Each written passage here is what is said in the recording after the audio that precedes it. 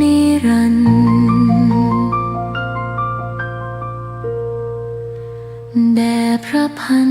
ปีหลวง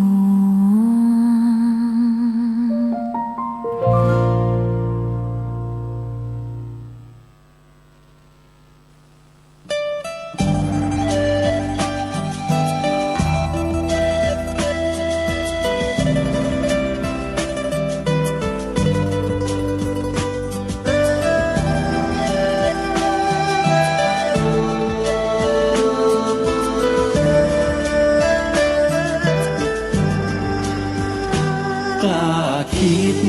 ก็ต้องกล้าทำอย่ากลัวถ้าทำความดี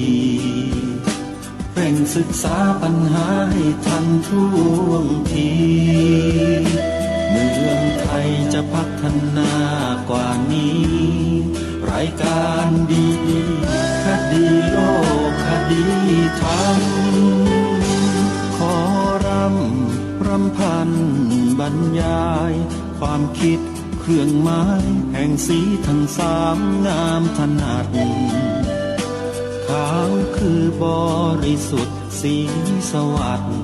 หมายพระไตรรัตน์และธรรมะคุ้มจิตไทยแดงคือโลหิตเราใสซึ่งยอมสละได้เพื่อรักษาชาติศาสนาน้ำเงินคือสีโสภาอันจอมประชาถ้าโปรดเป็นของส่วนองค์จับริ้ว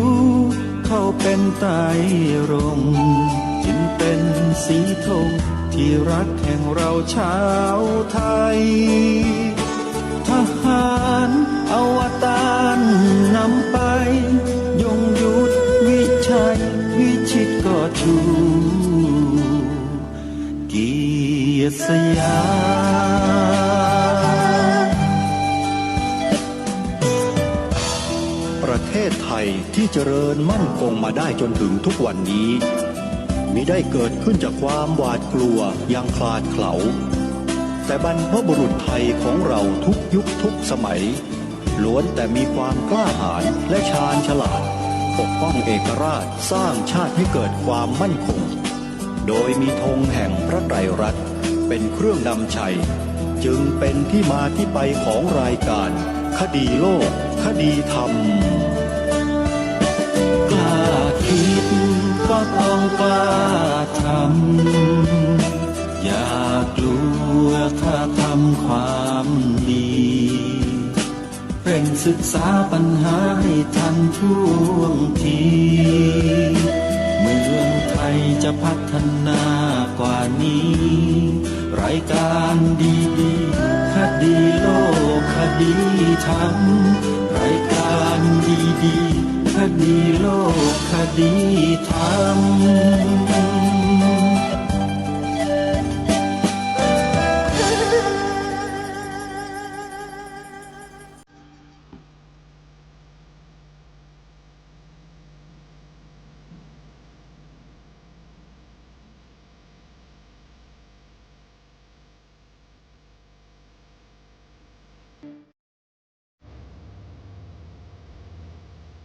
ขอกราบถวายความนอบน้อมแด่พระรัตนตรัยถวายความเคารพพระมหาเถระพระเถรานุเถระทุกท่านขอความสุขความเจริญในธรรมจงบังเกิดมีแด่ท่านสาธุชนที่กำลังติดตามรับฟังรายการจากสถานีวิทยุแห่งนี้ทุกท่าน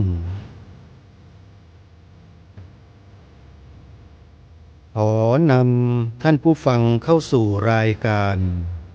คดีโลกคดีธรรม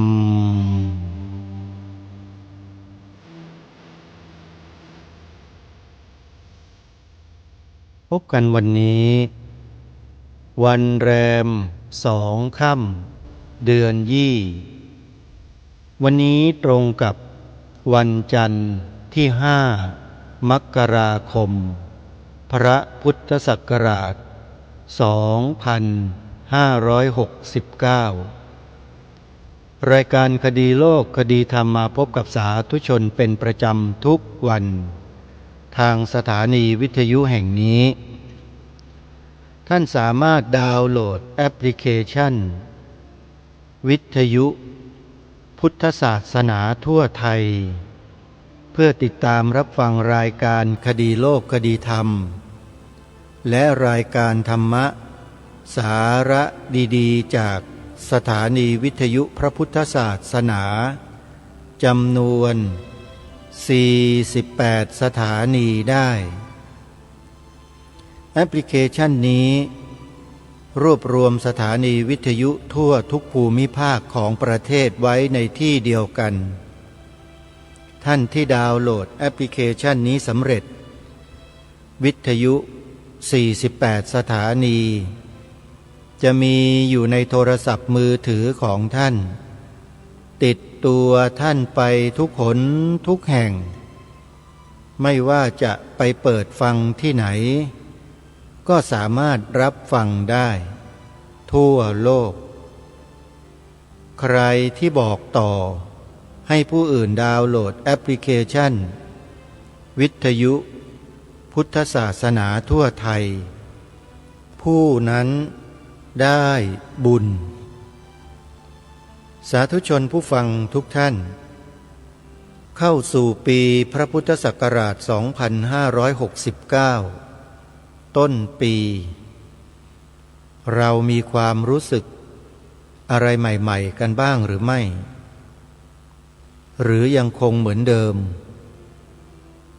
แต่ก็เชื่อว่าเกือบทั้งหมดก็ยังมีความรู้สึกไม่ต่างจากปีที่แล้วตรงนี้เป็นเครื่องบอกพวกเราอย่างหนึ่งว่าไม่ว่าวันเวลาจะหมุนจะเวียนจะเปลี่ยนไปตามการกำหนดของคนในสังคมที่รับรู้ร่วมกันว่าเป็นวันที่เท่าไรเดือนอะไรเวลาเท่าไรปีไหนถึงแม้วันเวลามันจะหมุนเวียนเปลี่ยนไปเท่าไรก็ตามแต่มันก็ยังไม่สามารถเปลี่ยนใจคนของเรา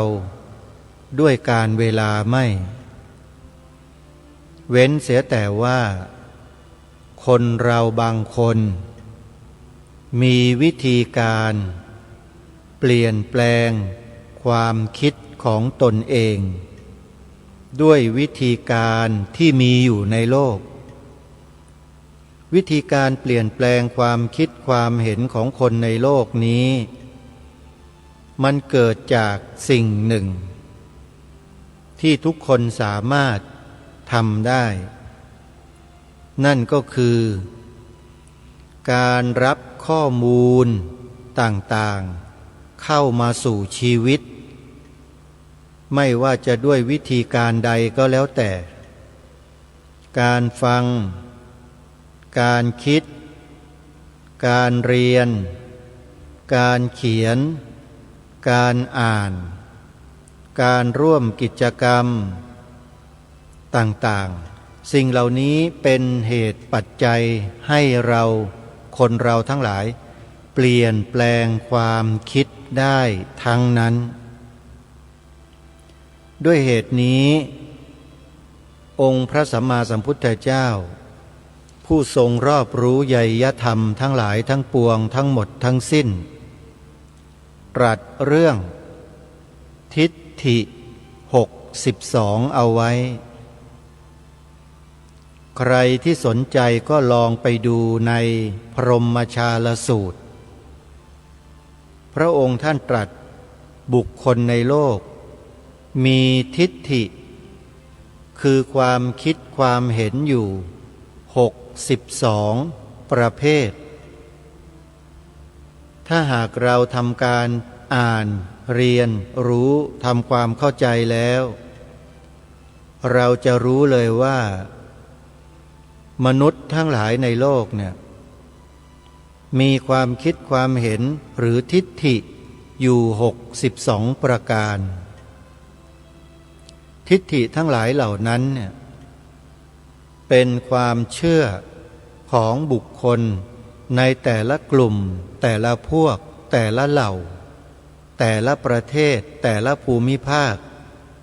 แตกต่างกันซึ่งล้วนแล้วแต่นำไปสู่เป้าหมายของแต่ละกลุ่มแต่ละฝ่ายแต่ละพวกแต่ละคนไปคนละอย่างสุดท้ายแล้วองค์สมเด็จพระสัมมาสัมพุทธเจ้าก็ตรัสเรื่องสัมมาทิฏฐิในอริยมรรคมีองค์8ในวันตรัสรู้เพ็ญ15 ค่ำเดือน 6ที่พระองค์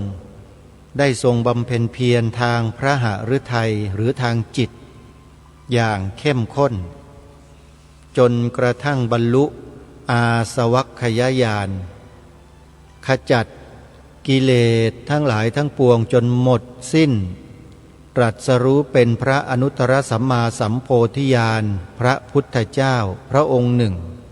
ในโลกของเราซึ่งเป็นพระองค์ที่สี่โลกของเราใบเนี้ยที่เราอยู่กันเนี่ยมีพระสัมมาสัมพุทธเจ้าตรัสรู้มาสอนธรรมพวกเราเนี่ย4 พระองค์ผ่านไปแล้วยังเหลืออีก1 พระองค์ที่กำลังจะเสด็จมาอุบัติในโลกของเราเสด็จมาเมื่อไรนั้นเราก็จะรู้กันเองส่วนการเวลาจะกำหนดให้ตายตัวลงไปว่าวันที่เท่านั้นเดือนนั้นปีนั้นไม่ได้แม้แต่นอสตราดามุสก็ทำนายไม่ได้บาวาวันก้าที่ตายไปแล้วหญิงชราตาบอดที่โด่งดังไปทั่วทั้งโลกก็ไม่สามารถจะทำนายได้ไม่มีใครในโลกสามารถทำนายได้ว่าพระพุทธเจ้าพระองค์ที่5จะทรงอุบัติขึ้นมาในวันที่เท่าไรเดือนอะไรปีอะไรวันกับเดือนอาจจะกำหนดได้ตามสมมุติบัญญัติแต่ปีเนี่ยกำหนดไม่ได้ท่านผู้ฟังที่บอกว่าวันกับเดือนกำหนดได้ก็คือวันเพ็ญเดือน6พระสัมมาสัมพุทธเจ้าทุกพระองค์จะต้องทรงอุบัติขึ้นมาในโลกวันเดียวกันหมดคือวันเพ็ญขึ้น15 ค่ำเดือน6หรือวันวิสาขบูชานั่นเองตรัสรู้ก็วันนั้นเสด็จดับขันธปรินิพพานก็วันนั้นวันเดียวกันเดือนเดียวกันแต่ปีเราไม่ทราบแต่เราก็อย่าพยายามไปคำนวณพยายามอย่าไปคิดเลยโยมให้รู้ไว้อย่างเดียวว่า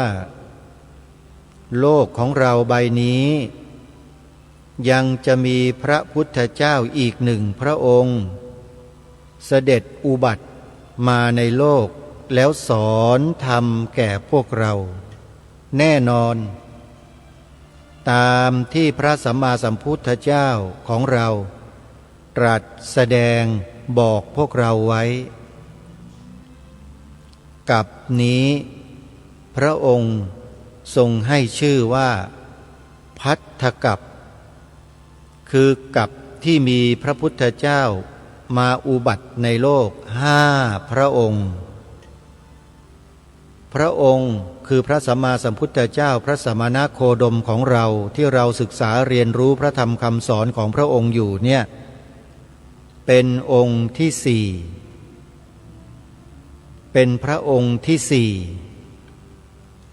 องค์ที่5พระองค์ที่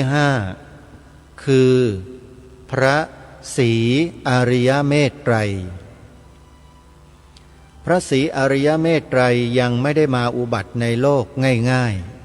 ๆพระพุทธเจ้าของเราพระองค์นี้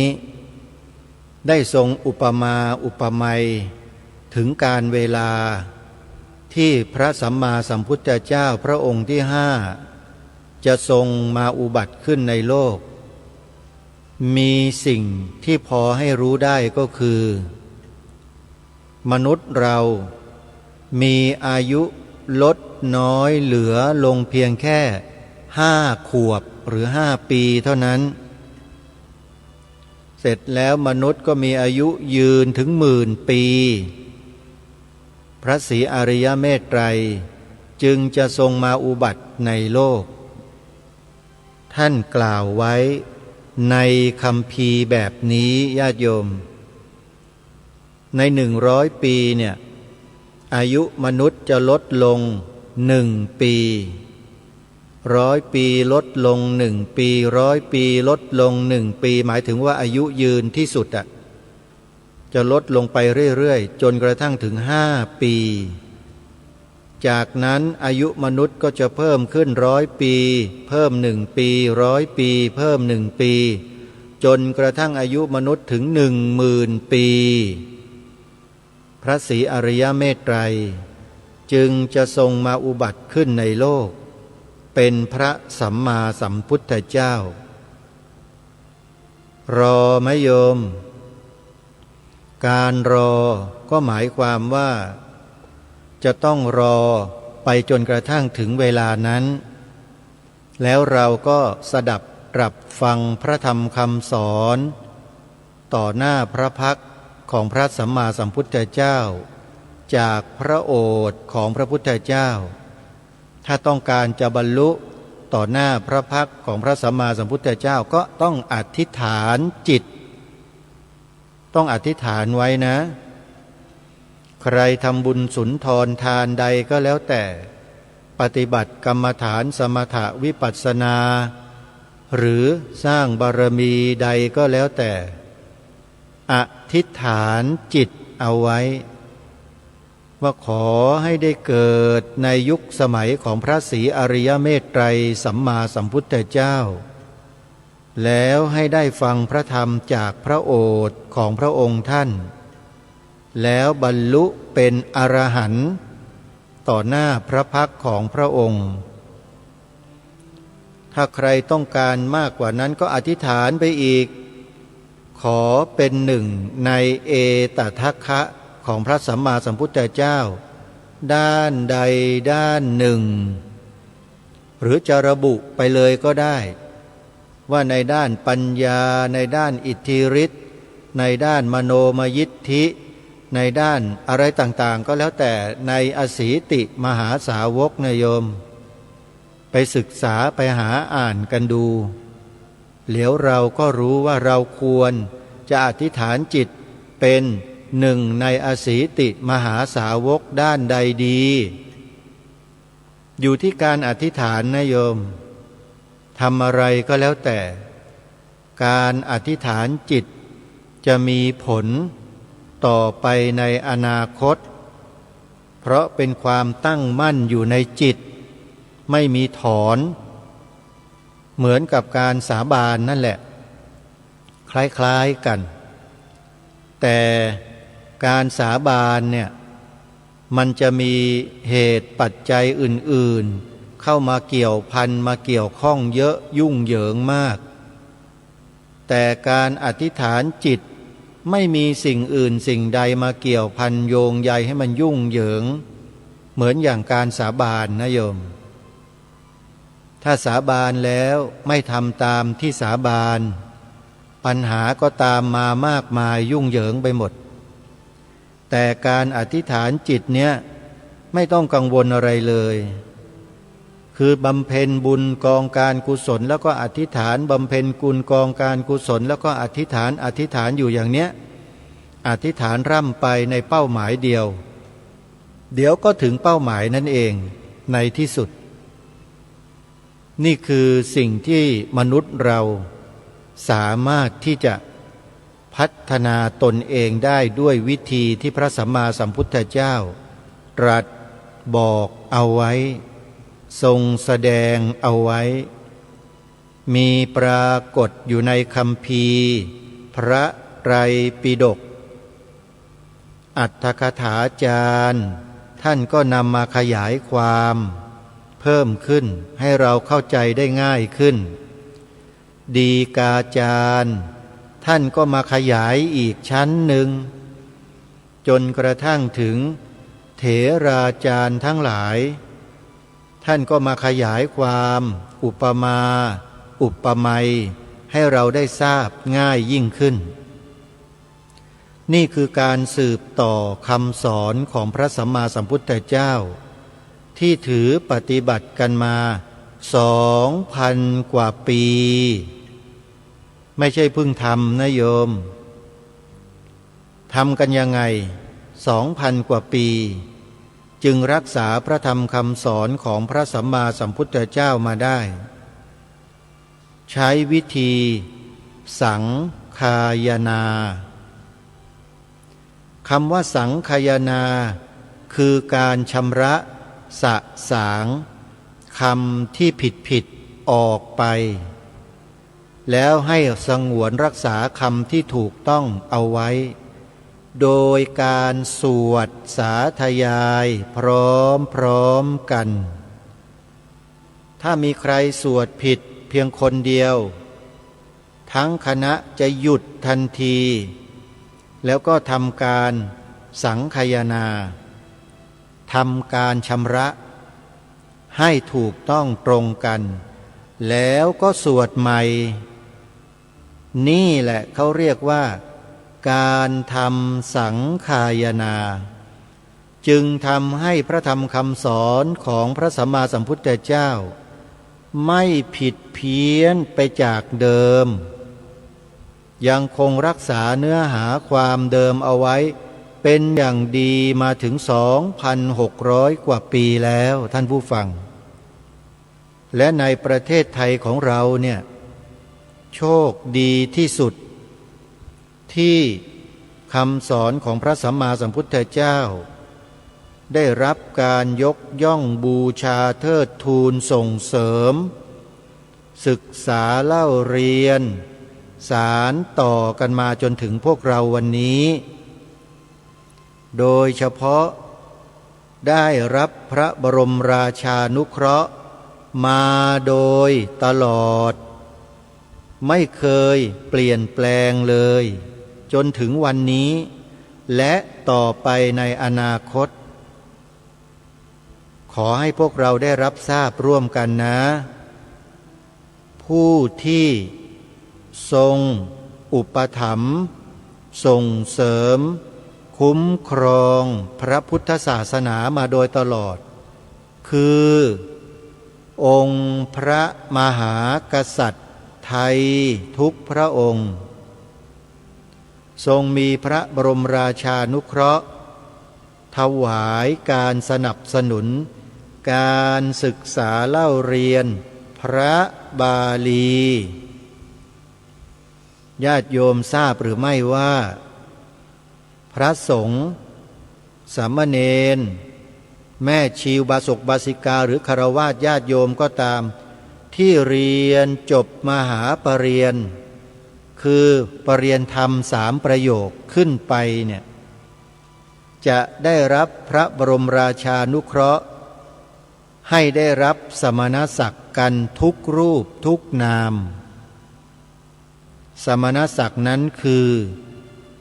มหาปรริญญาพระมหากษัตริย์พระราชทานให้นะท่านผู้ฟัง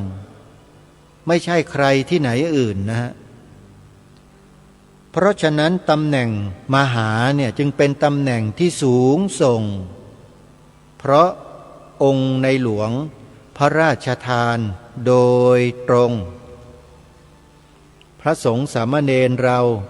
จึงมุ่งศึกษาเล่าเรียนพระบาลีแล้วก็ทำการสอบในสนามหลวงกันเป็นประจำทุกปีก็เพื่อหวังให้ตนเองได้รับสมณศักดิ์ดังกล่าวได้ชื่อว่าเป็นผู้รู้ความในพระบาลีจบพระบาลี ในชั้นนั้นตั้งแต่ประโยค1-2ไปจนกระทั่งถึงปรริยนธรรม9ประโยค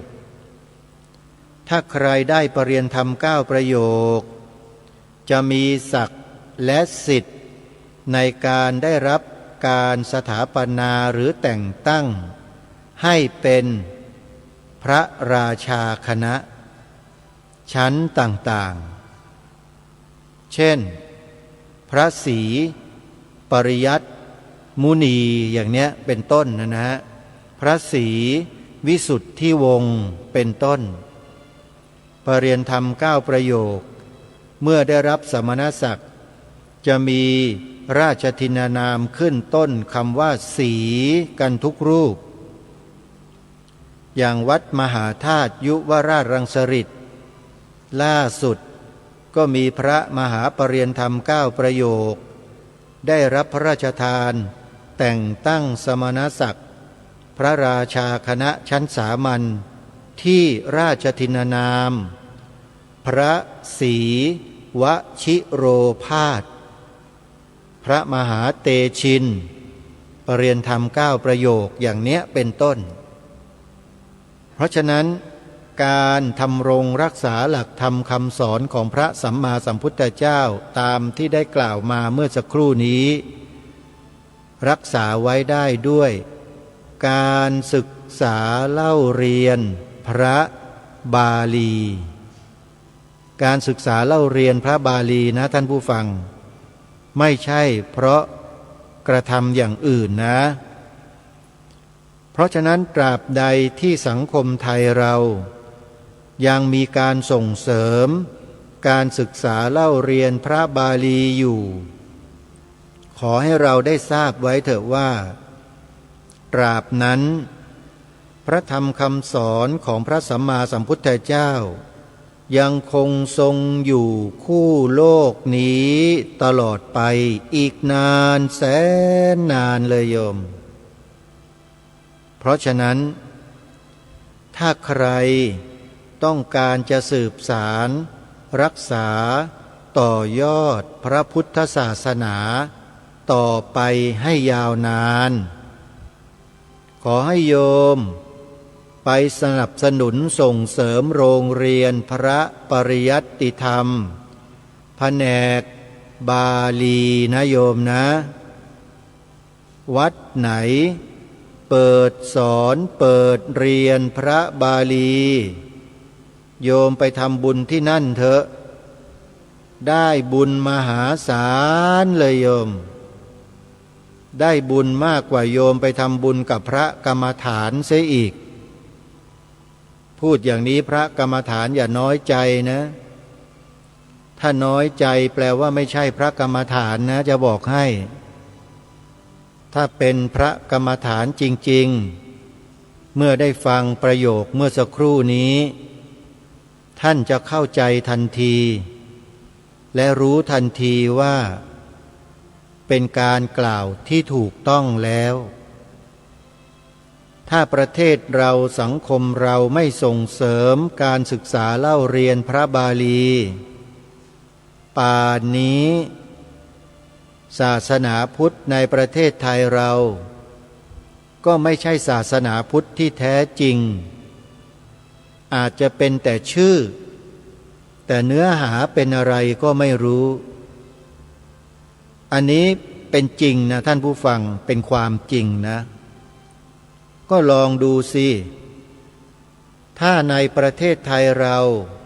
ไม่มีการศึกษาเล่าเรียนพระปริยัติธรรมเหลืออยู่เลยหมดศูนย์ไม่มีเหลืออยู่เลยเนี่ยการสืบสารพระพุทธศาสนาที่ถูกต้องก็จะไม่เหลือตามไปด้วย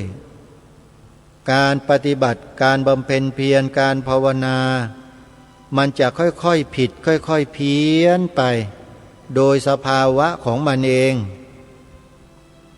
ขนาดมีตำรับตำรามีการศึกษาพระบาลีมีครูบาอาจารย์ที่เป็นพระวิปัสสนาจารย์สอนกรรมฐานตามแนวมหาสติปัฏฐานสูตรอยู่นะ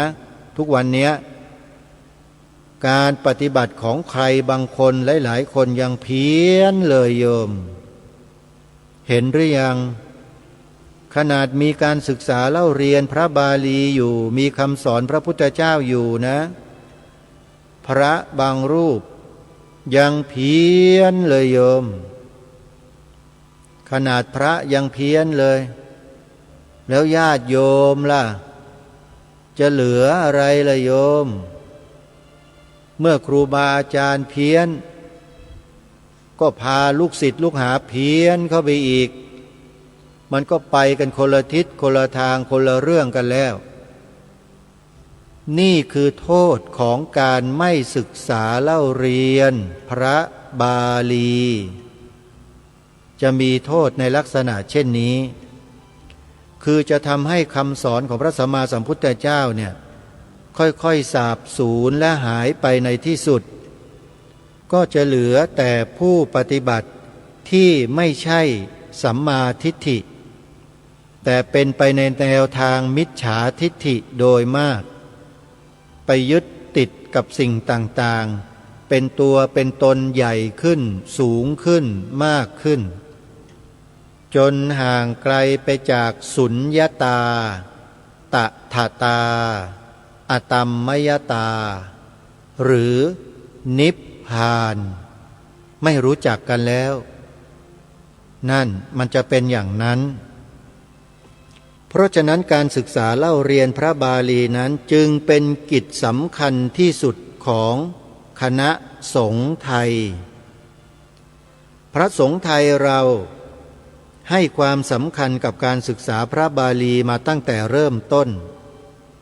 เพราะจะเป็นการทำรงรักษาพระพุทธศาสนาเอาไว้อย่างดีที่สุดไม่มีอะไรที่จะดีเท่ากับการรักษาพระพุทธศาสนาเอาไว้เท่ากับการศึกษาเล่าเรียนพระบาลีเพราะฉะนั้นถ้าใครต้องการส่งเสริมสนับสนุนการศึกษาพระบาลีเพื่อทำรงรักษาพระพุทธศาสนาโยมก็ไปทำบุญกับสำนักเรียนบาลีต่างๆนะโยมนะสำนักเรียนบาลีมีอยู่หลายที่หลายแห่งให้ญาติโยมได้เดินทางไปร่วมทำบุญกันได้ไม่ยากถ้าอยู่ในจังหวัดอุดรธานีอาตมาก็รู้จักอยู่2 แห่ง 1. วัดไวยกูลถารามอำเภอบ้านผือจังหวัดอุดรธานี 2. วัดวิหารธรรมตำบลโสมเยี่ยมอำเภอน้ำโสมจังหวัดอุดรธานี 2. สำนักเรียนบาลีนี้แหละที่ทำรงรักษาพระพุทธศาสนาเอาไว้ได้นอกนั้นอาตมายังไม่รู้จักญาติโยมท่านใดที่รู้ก็ไปทำบุญนะโยมนะในจังหวัดสมุทรปราการก็มีสำนักเรียนบาลีระดับแนวหน้าก็คือวัดจากแดงอำเภอพระประแดงจังหวัดสมุทรปราการรู้จักอยู่วัดเดียวโยมและเป็นวัดสำคัญด้วยส่งเสริมเล่าเรียนพระบาลีมีการพัฒนาการศึกษาเล่าเรียนกันโดยลำดับเจ้าอาวาสก็เป็นพระที่มีความขยันขันแข็งมีความเฉลียวฉลาดปฏิภาณไหวพริบดีมากญาติโยมไปทำบุญที่วัดจากแดงนะที่จังหวัดประจวบคีรีขันธ์ก็มีวัดป่าเขาสนามชัยอันนี้อยู่อำเภออะไรไม่ทราบลองพิมพ์ชื่อวัดเขาสนามชัยดูญาติโยมก็จะรู้เองนะโยมนะอาตมาก็ไม่ค่อยคุ้นเท่าไหร่อีกวัดหนึ่งอยู่ทางภาคใต้คือวัดหาดใหญ่สิตารามอยู่อำเภอหาดใหญ่จังหวัดสงขลานี่ก็เป็นอีกวัดหนึ่ง ที่ส่งเสริมสนับสนุนการศึกษาเล่าเรียนพระบาลี และที่จังหวัดลำปางก็มีอีกแห่งหนึ่งก็คือวัด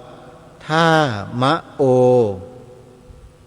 วัดนี้จะบอกว่าเป็นแหล่งกำเนิดหรือต้นกำเนิดบาลีใหญ่ในยุคปัจจุบันก็ไม่ผิดนะโยมนะ เดิมทีกรุงรัตนโกสินทร์เราเนี่ยสำนักเรียนบาลีที่เป็นต้นแบบของประเทศไทยของเรานั้นอยู่ที่วัดมหาธาตุ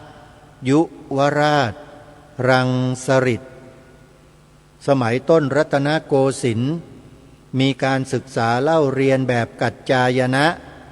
คือบาลีใหญ่โยมมูลกัจจายนั่นเองทรงไว้จนกระทั่งถึงรัชสมัยของพระบาทสมเด็จพระจอมเกล้าเจ้าอยู่หัวรัชกาลที่ 4พอมาถึงรัชสมัยของรัชกาลที่ 5มีการปฏิรูปการศึกษาใหม่ทั้งทางโลกและทางธรรมการศึกษาเล่าเรียนพระบาลีก็เลยเปลี่ยนแปลงพัฒนากันขึ้นมาเป็นรูปแบบที่เรียนกันอยู่ในปัจจุบันนี้นี่เองแต่วัดที่กล่าวชื่อมาเมื่อสักครู่เนี้ยทำรงรักษาการศึกษาบาลีแบบมูลกัจจายกันไว้ได้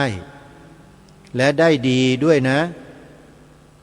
ก็คือวัดท่ามะโอลำปางวัดวิหารธรรมวัดใบกูลถารามอุดรธานีวัดเขาสนามชัยประจวบคีรีขันธ์วัดจากแดงสมุทรปราการวัดหาดใหญ่สิตารามหาดใหญ่สงขลาเป็นต้นวัดเหล่านี้แหละที่ควรสนับสนุนอย่างยิ่งอันนี้ต้องย้ำบอกกับพุทธศาสนิกชนคนไทยไว้นะว่าพระพุทธศาสนา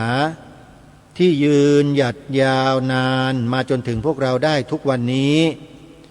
เพราะมีพระสงฆ์ทรงพระธรรมคำสอนกันไว้ได้นั่นก็คือการศึกษาเล่าเรียน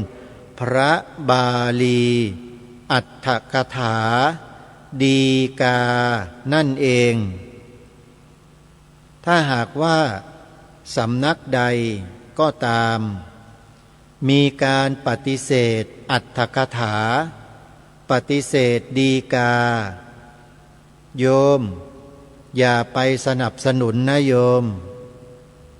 อันตรายนะจะบอกให้อันนั้นน่ะไม่ใช่ของแท้นะบอกเลยว่าไม่ใช่ของแท้ถ้าใครไม่เคยเรียนพระบาลีมาก่อนอย่างญาติโยมทั้งหลายที่ไปเกาะแกะเกี่ยวกับพวกนี้อยู่เนี่ยโยมอย่ามาเถียงนะโยมครูบาอาจารย์ที่ท่านศึกษาเล่าเรียนพระบาลีอย่างแตกฉานกันมาด้วยชีวิตเนี่ยท่านก็พูดท่านก็บอกแล้วว่าเพี้ยนนะญาติโยมก็จะพากันเพี้ยนไปด้วยพอเพี้ยนแล้วมันก็ไม่ตรงตามหลักที่พระสัมมาสัมพุทธเจ้าตรัสเอาไว้อันนี้อันตรายนะอย่าคิดว่าโอ้ยดีถูกใช่มันตรงจริตของเรามากกว่าแต่ต้องตรวจสอบตรวจตราดูจิตตัวเองด้วยนะว่าไปคลุกไปคลีไปอยู่ไปตีไปโมงกันแล้วเนี่ยยังมีโทสะโลภะโมหะเต็มอยู่หรือเปล่าหรือมันเบาบางลงจนกระทั่งไม่เหลือมันเป็นอย่างนั้นไหมตรวจสอบตัวเองด้วยนะไม่ใช่ว่าเข้าไปแล้วก็ไปแสดงอาการอัตตาตัวตนของฉันดีอุ้ยดีเลิศคนอื่นสู้ฉันไม่ได้ถ้ามีความรู้สึกแบบนี้นะรีบบอกตัวเองเลยว่าเพี้ยนนะโยมนะอันนี้พูดบอกเพื่อเอาบุญกันไม่ได้หวังสิ่งตอบแทนอะไรหรอก เพราะในฐานะที่ศึกษาเล่าเรียนพระบาลีใหญ่มาก่อน แล้วก็ได้ปฏิบัติกรรมฐานศึกษาเล่าเรียนพระอภิธรรมจบนักธรรมเอกแล้วก็เรียนพิเศษต่างๆหลายประการไม่เช่นนั้นก็คงจะไม่มากล่าวอย่างนี้ได้หรอกโยมกล่าวส่งเสริมยกย่องสนับสนุนการศึกษาพระบาลีถ้าคนที่ไม่ได้เรียนมาก่อนเขาจะยกย่องเขาจะสนับสนุนกันไปเพื่ออะไรใช่ไหมเพราะเขาไม่รู้จริงไงแต่ถ้าคนที่รู้จริงเข้าใจจริงเรียนมาจริงเนี่ยเขาจะพูดเป็นเสียงเดียวกันเลยว่าการศึกษาการทรงไว้ซึ่งพระธรรมคำสอนของพระสัมมาสัมพุทธเจ้าด้วยการศึกษาพระบาลีอรรถกถาฎีกานี่แหละคือการทรงไว้ซึ่งพระพุทธศาสนาอย่างแท้จริงอันนี้เถียงกันไม่ได้ในหมู่นักปราชญ์บาลีทั้งหลายเขาก็กล่าวเขาก็พูดกันอย่างนี้ทั้งนั้นแหละไม่มีใครพูดเพี้ยนไปจากนี้หรอกหรือมีมหาปรริญญาคนไหนบ้างที่บอกว่าการเรียนพระบาลีอรรถกถาฎีกาเป็นการทำลายพระพุทธศาสนามีมหาเพี้ยนอย่างนั้นไหมไม่มีถ้ามีนี่ก็บ้าแล้วประเทศไทยอ่ะมหาปรริญญาเพี้ยนแล้วพูดแบบนั้นน่ะมันไม่มีญาติโยมถ้ามีก็แปลว่าไม่ใช่มหาปลอมแล้วพวกนี้คือปลอมเข้ามาปลอมปนเข้ามาเพื่อหวังทำลายแต่ทำลายไม่ได้นะทำลายไม่ได้เพราะอะไรเพราะสิ่งที่เขาพูดนั่นน่ะมันเป็นความเท็จที่เขาบอกว่าการเรียนศึกษาเล่าเรียนพระบาลีอรรถกถาฎีกาเนี่ยเป็นการทำลายพระพุทธศาสนาใครที่พูดอย่างนี้คือพูดเท็จคนแบบนี้ถ้าใครไปคบหาสมาคมด้วย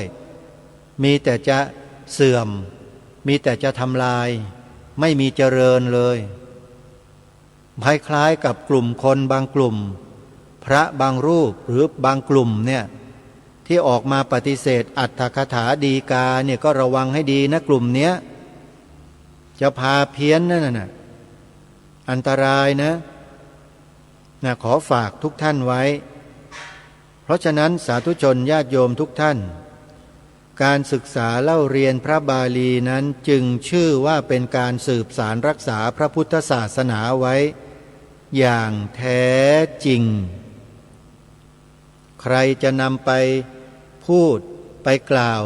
อย่างไรก็แล้วแต่ขอให้เรานั้นมั่นใจเถอะที่พระศาสนาดำรงมั่นอยู่บนผืนแผ่นดินไทยเรามาจนถึงวันนี้ก็เพราะการศึกษาเล่าเรียนพระบาลีกันแบบนี้นี่แหละมีลูกมีหลานให้ญาติโยมส่งเสริมลูกหลานนะให้ศึกษาเล่าเรียนพระบาลีเดี๋ยวนี้โรงเรียนพระบาลีเขาไม่ได้เปิดให้เฉพาะพระเนนเรียนเท่านั้นแล้วนะคฤหัสถ์ญาติโยมก็เข้าไปเรียนได้ใครสนใจเนี่ยโยมเข้าไปเรียนเลยไปแจ้งความประสงค์แสดงความจำนงกับเจ้าสำนักเรียนนั้นๆมีอยู่ทั่วราชอาณาจักรโดยเฉพาะในพระอารามหลวงทั้งหลายมีการศึกษาเล่าเรียนพระบาลีกันทั้งหมดเลยโยมพระอารามหลวงนะมีการเรียนบาลีกันทั้งหมดถ้าพระอารามหลวงใดไม่มีการศึกษาเล่าเรียนพระบาลีพระอารามหลวงนั้นก็บกพร่องแล้วอันนี้ต้องขอฝากญาติโยมไว้นะส่งเสริมกันนะส่งเสริมพระสงฆ์สามเณรที่ศึกษาเล่าเรียนพระบาลีเท่ากับว่าเราได้ช่วยส่งเสริมคุ้มครองยกย่องพระพุทธศาสนาไว้ทั้งหมดเลยท่านสาธุชนทั้งหลายนะอันนี้ก็เป็นสิ่งที่นำมาปรารภกับท่านสาธุชนในวันนี้ซึ่งได้พูดถึงเรื่องของพระพุทธเจ้า ที่จะมาอุบัติขึ้นในโลกอีกหนึ่งพระองค์คือพระศรีอริยเมตไตร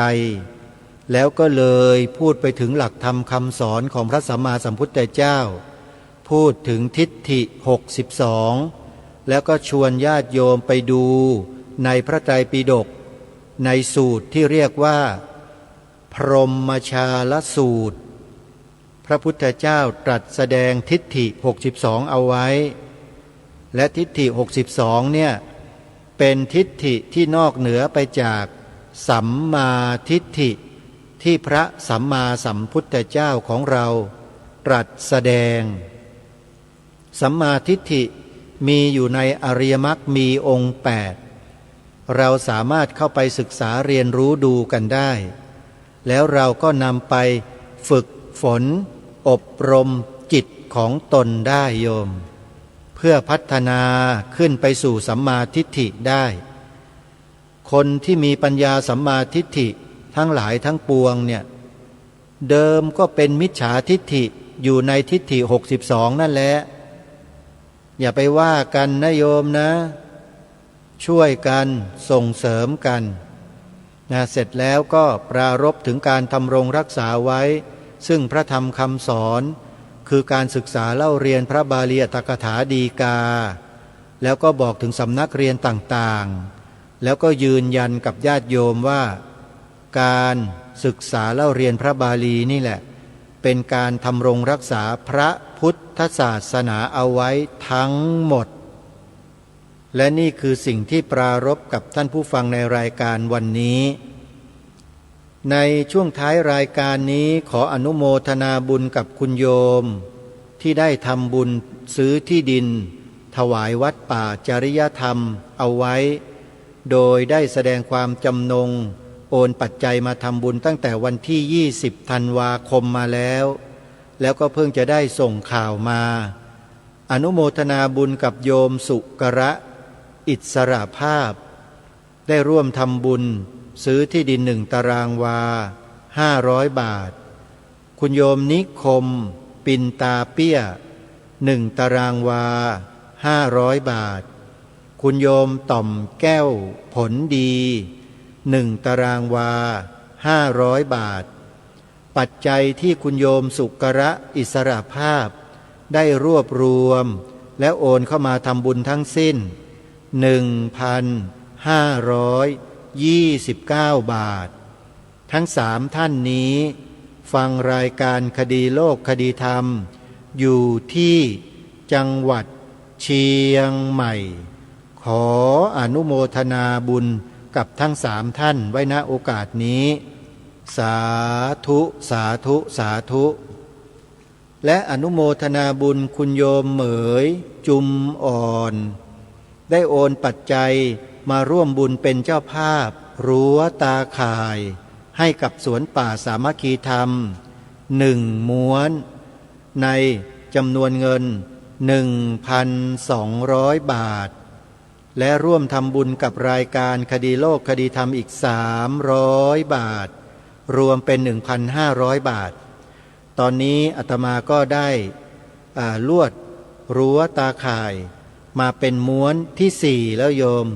ก็จะใช้ทั้งหมดประมาณ10ม้วนนะโดยประมาณ10ม้วนตอนนี้ได้มา4ม้วนแล้วนะใครที่จะร่วมบุญก็เชิญได้นะโยมนะและอนุโมทนาบุญคุณยายติ๊บคุณโยมตาอุ่นได้ร่วมบุญกับคดีโลกคดีธรรมมาอีก200 บาทขออนุโมทนาบุญกับคุณโยมเหมยจุมอ่อนผู้นำบุญได้นำพาญาติธรรมมาร่วมบุญกับทางรายการณโอกาสนี้ขอให้ชีวิตมีแต่ความสุขความเจริญกระทำการสิ่งใดก็ให้ประสบความสำเร็จทุกประการนะโยมนะสุขภาพแข็งแรงกันทุกคนอนุโมทนาสาธุวันนี้เวลาของรายการหมดท่านผู้ฟังต้องขอสมมุติยุติรายการไว้แต่เพียงเท่านี้พบกับรายการได้ใหม่ในวันต่อไป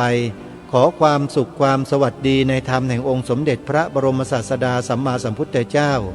จงปรากฏเกิดมีขึ้นในจิตใจของท่านผู้ฟังทุกท่านทุกคนเทอญขอเจริญพร กล้าคิดก็ต้องกล้าทำอย่ากลัวถ้าทำความดี เร่งศึกษาปัญหาให้ทันท่วงที เมืองไทยจะพัฒนากว่านี้ รายการดีๆ คดีโลกคดีธรรม ขอรำพันบรรยาย ความคิดเครื่องไม้แห่งสีทั้งสามงามถนัด ขาวคือบริสุทธิ์สีสวัสดิ์หมายพระไตรรัตน์และธรรมะคุ้มจิตไทย แดงคือโลหิตเราใส ซึ่งยอมสละได้เพื่อรักษาชาติศาสนา น้ำเงินคือสีโสภา อันจอมประชาถ้าโปรดเป็นของส่วนองค์ จัดริ้วเข้าเป็นไตรรงค์จึงเป็นสีธงที่รักแห่งเราชาวไทย ทหารอวตารนำไปยงยุทธวิชัยวิชิตก็ชูเกียรติสยาม